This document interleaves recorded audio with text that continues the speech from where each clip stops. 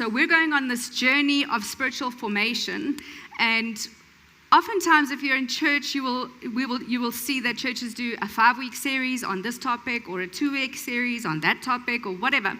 We're not doing that. We are leaning into the topic of spiritual formation. That might take us 6 months. It might take us 6 years. We're not sure, but we're excited for the journey that we're on.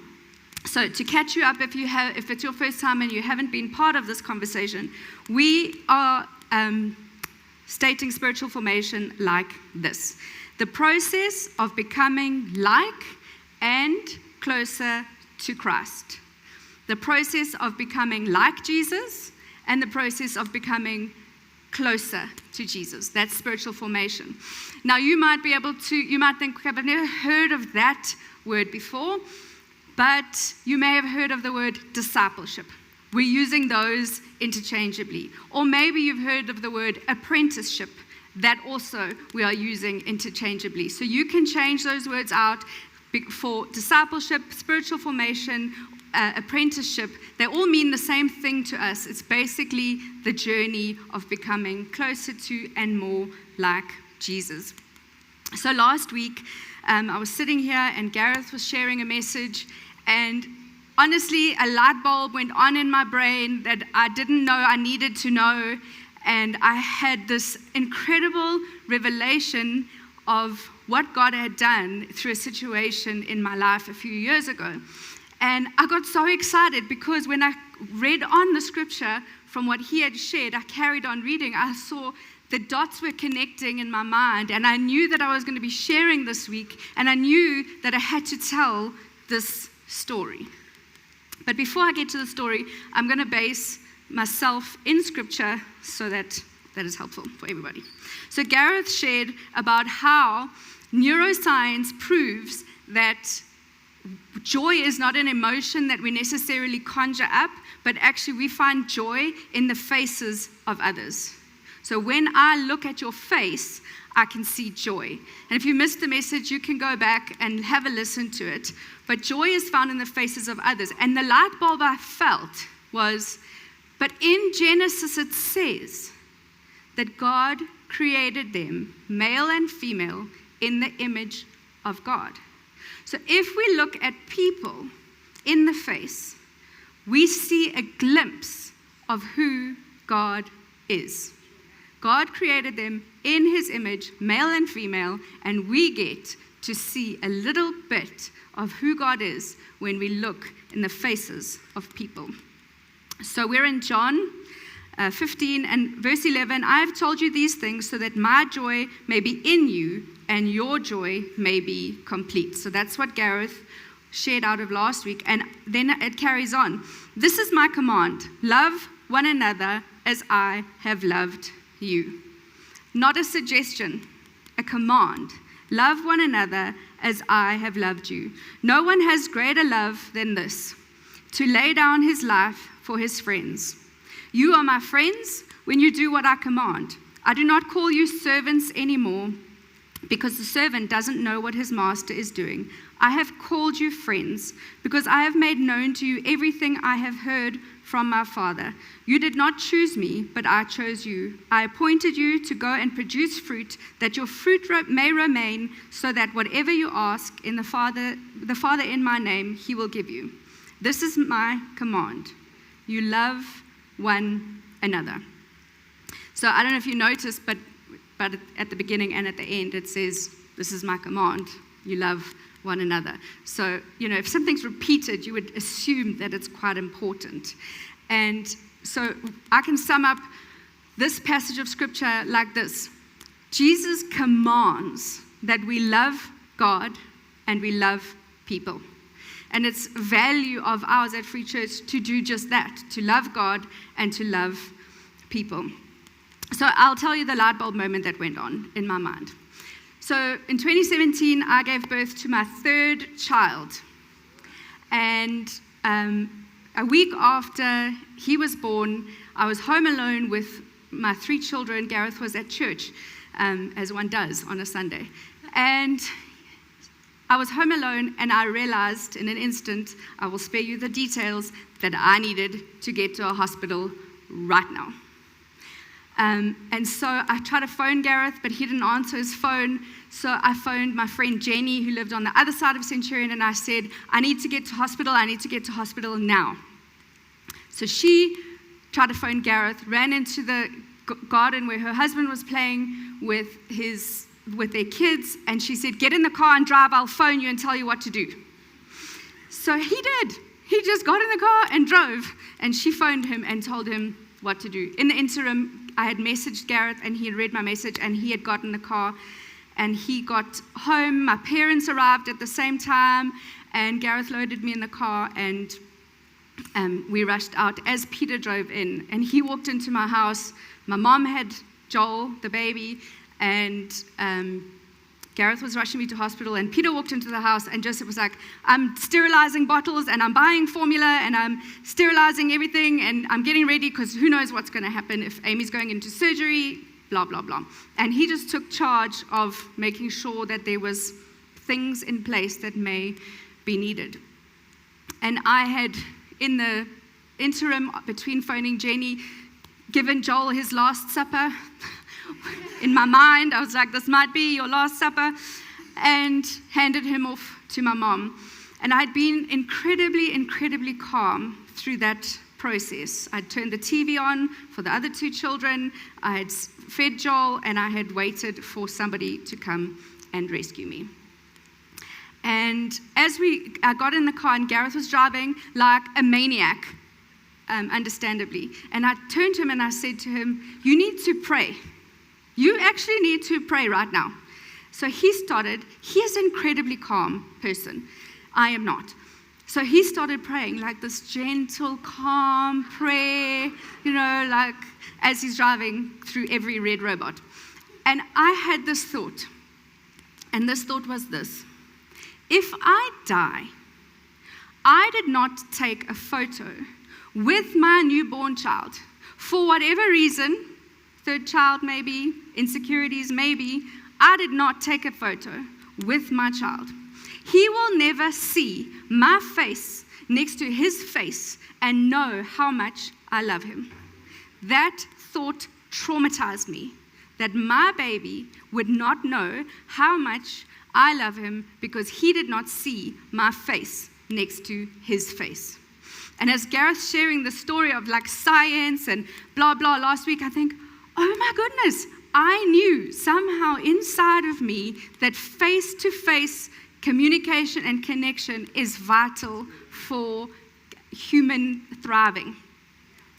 I'm pleased to say I didn't die. Here I am. And so, like we sang in that song, I'm not dead, so God's not done. So he still has a plan for me. And I have a photo of Joel and me. I don't know if you have it. It's one of my favorite photos because it sums up our relationship so perfectly. That kid is always in my face. Even last night, Gareth is preaching in Shoshanguve and I'm preaching here. And so our household, we're both like in our heads when we're preaching. We're like living in our own heads. And Joel got stung by a bee and he ended up in the bed with me last night like this. Because that's where he found his comfort. So the moral of the story, the point of my whole story is that we need human connection. And in order to get human connection, we need to come face to face with each other. And Gareth proved it last week, and I just feel it because I know it's true, because that's how I feel about you guys. When I scan the room and I see your faces, I'm like, this is awesome. So-and-so is here, and such is here. And maybe we don't get a chance on a Sunday to talk, but I'm so glad every Sunday to see your faces. So what happened next, to come back to that story, is I was stabilized and they brought Joel to me, and then I had 2 messages that, honestly, if I think about those messages, I'm completely overwhelmed. I had lots of messages and lots of people were praying for me, but I had 2 messages. I had a message from a friend who's in the room today, and she said, I hear you need a blood transfusion. I might be paraphrasing the message, but I hear you need a blood transfusion, and I know you're a germaphobe. I'm coming, I'll bring you my blood. I'll come give you blood. she didn't end up doing that. I don't know why, I can't remember, but somebody was willing to drive to the hospital to give me her blood because I desperately needed blood. Nobody asked her. That is, lay down your life for your friends. Somebody else, also in the room, sent a message and said, I know you've gone through trauma and your milk supply might be, sorry to the men in the room, but your milk supply might be not so good. I'll bring you milk for your baby so you don't have to put your baby on formula. I've got milk. I'll come. And for whatever reason, I actually was fine, so I was able to continue to feed Joel. But that is lay down your life for your friends. That is, I'm going to come give you of my own body. I'm going to come and give to you what you are lacking in this moment. That is, love one another. And every instance that we go through shapes us, and that moment was definitely a shaping moment for me. I definitely took stock of my life after that. I definitely slowed down a little bit to try and enjoy my third and last baby because everybody banned me. The doctor, my husband, my mother-in-law, my mother said, you are done, you are not allowed to have another baby. So that's why I don't have another baby. So every moment in our lives shapes us, and the thing is that we can be shaped intentionally or unintentionally. So big things happen like that, life-changing event, and that shaped something in me. But every single day, we're on a journey of spiritual formation, and we don't even always take notice of it. Spiritual formation is happening whether you choose it or not, whether you are intentional or not. Spiritual formation happens by default or by design. We are all being shaped by something. We are being shaped by the people that we hang out with. We're being shaped by the content that we consume. We are being shaped by everything big and small. Spiritual formation is not a Christian principle. It's a life principle. As we go through the journey of life, we change and are transformed, whether we like it or not. And we get to choose what is shaping us and how it is shaping us. So let me just wipe this tear because it's really driving me mad. So community matters, friendship matters, laying down your life for your friends matters. And I have testimony of thousands and thousands and thousands of stories of when community has showed up for me or when I've showed up for community. And Jesus, in his infinite wisdom, set in motion this idea of the church for this reason, because he knows we need each other. So I know that I need my friends because I believe the lies I tell myself. I don't know about you. Maybe you don't believe the lies you tell yourself, but I definitely believe the lies I tell myself. So I need friends that are going to show up and say, you're believing a lie and you're better than that, and God says this over you, and so stop believing that lie. We need community to call us up, not just to call us out when we're making mistakes, but to call us up, to call us into the people that God is calling us to be. And maybe you don't have stories like that. Maybe you're new to this area. Maybe you're an introvert and you would really rather not talk to anybody. I can relate. But I want to encourage you that it's the greatest gift to walk in community. Now, there's this meme that's been doing the rounds on social media. If you follow any Christian meme pages, you'll probably have seen it. If you follow any Christians, you will probably have seen it because everybody has been sharing this meme. Take a look.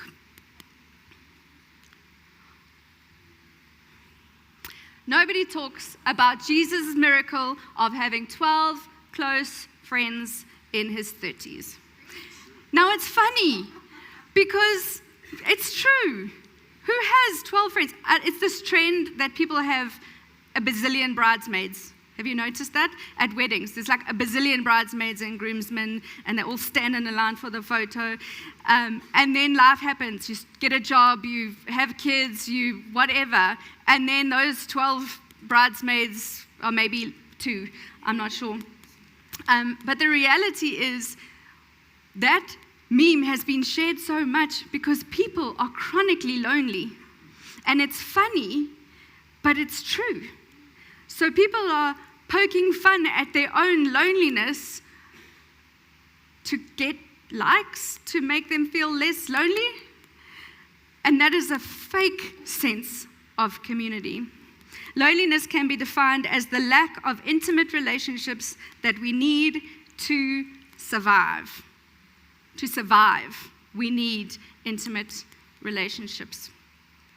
So there's a guy called Todd Hall, and he wrote a book called The Connected Life. And this is what he says: real human growth doesn't come through head knowledge alone, but through the relational knowledge and strong attachment bonds.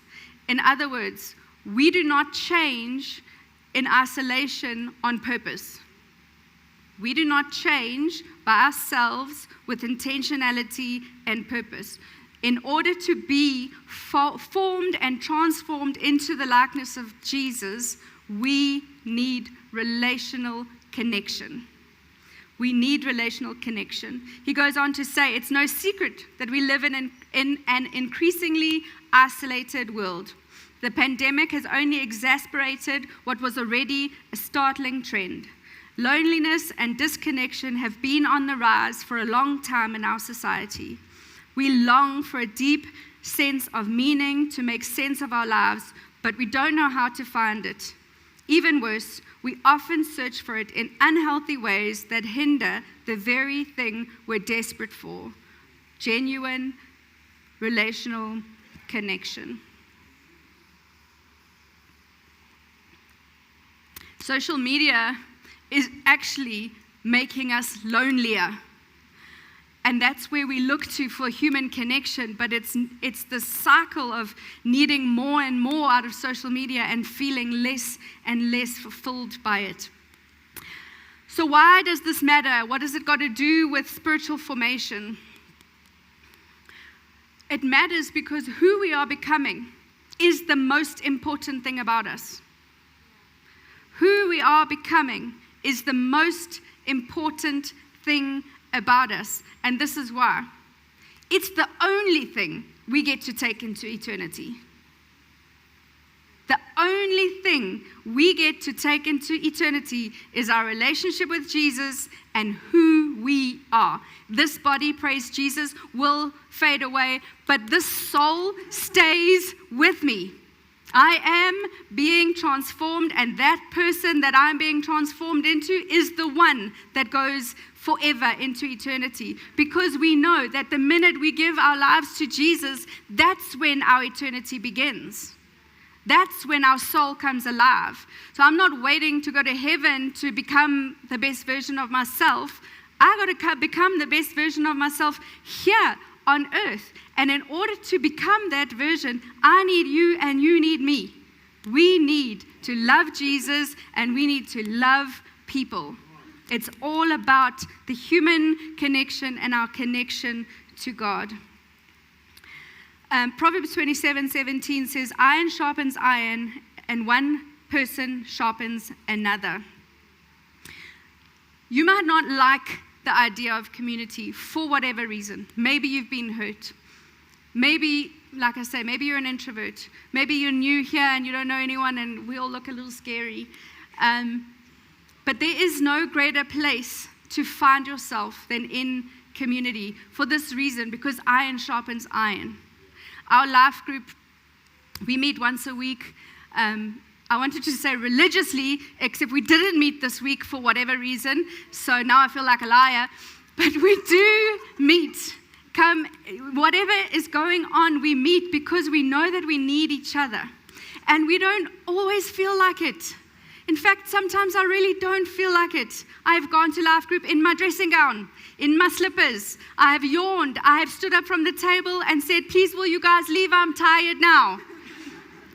But I would much rather have that than to sit at home alone week after week believing the lies that I tell myself.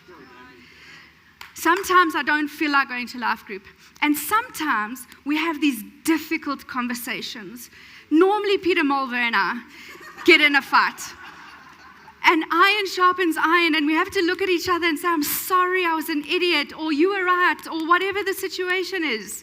But iron sharpens iron, and it's important because it's shaping us into who we are becoming. And I'm opinionated, and so I have opinions, but I need somebody else to tell me when my opinions are wrong. I need somebody else to tell me when I'm believing my own lies. And so does Peter. He's so chirpy today. He also needs me to tell him when he's wrong. His wife backs me. So what do we do from here? What's the practical thing to implement? And what I don't want is I don't want you to walk out of here and say, oh, well, that was a pitch for somebody to join a life group. This is not what it's about. Yes, you should join a life group because it's awesome. And you will change, and you will grow, and you will find people to do life with. And that is important, but that's not what this is. This is important because I believe wholeheartedly that you are becoming somebody, and I want you to become the best version of yourself. So I have this weird habit where I like to research things. So recently I've researched about how weight training is good for you as you age. So I've watched a lot of videos on weight training. I'm not doing a lot of weight training. But I've watched a lot of videos on weight training. It's not going to change me just to know the information. If I want to build muscles, I have to lift weights. It's that easy. If I want friends, I cannot just sit and watch endless reruns of Friends. I have to go and make friends. I have to put myself out there. We need to do something practical to become the best version of ourselves, to build community, to love people. We have to put ourselves out there. And it starts by simply taking stock. So my heart's desire for you is for you to go home and take stock. Who are you becoming? Who is Jesus calling you to be? And what type of people do you need to hang out with in order to become that person? Or what kind of people do you need to stop hanging out with to become that person? Because both are important. What content do you need to stop consuming? What people do you need to invite over for dinner? What coffee do you need to have? Take stock of where you are at. Now, the meme about Jesus and his 12 friends, Jesus had a crowd, right? There was a crowd of people. Everywhere he went, there were crowds that followed him. And as his ministry progressed, more and more crowds came around him. And he always had time for the one and the one, but those relationships weren't where his deep relationship was. So he had time for many. And as this community grows, I ask you to open your hearts to many, because there are many in this room. Jesus had time for many, but he had 12 that he did life with. And of those 12, there were only 3 that were his close connections. So we don't have to be best friends with 12 people. We don't have to be best friends with 30 people. But close connections is what's important. If that's just one person for you, that's okay. You don't have to be friends with everybody, but you do need somebody in your corner. So you will not find your tribe, as the world likes to tell us to do. We don't wander along the streets of life and trip over our tribe and we're like, woo, I found my tribe. I don't know anybody that's happened to. I don't even know how that would work. Maybe they just pitched a tent in the middle of the road and then that's your tribe. You have to be intentional about building your tribe. You actually have to be intentional about it. You're not going to just find your tribe. And then you have to keep showing up, even when it's hard, even when it hurts, even when it's uncomfortable, even when it's cold, even when whatever your default excuse is. Sometimes I don't feel like it, but I keep showing up because I know that it's important and it's changing me to be more like Jesus every single time. Don't be flaky. Keep showing up because it will change you. And normally the times that you don't feel like showing up for community are the times that you really need to show up for community. You're hiding for a reason. Keep showing up. And the last thing, community can be hard. Some people are hard to love. I can be hard to love, ask my husband. But you ask yourself every time it gets difficult, Jesus commands us to love people. So what would love do? In this situation, with this hard person, with this difficult situation, with this difficult circumstance, what would love do? And then do that.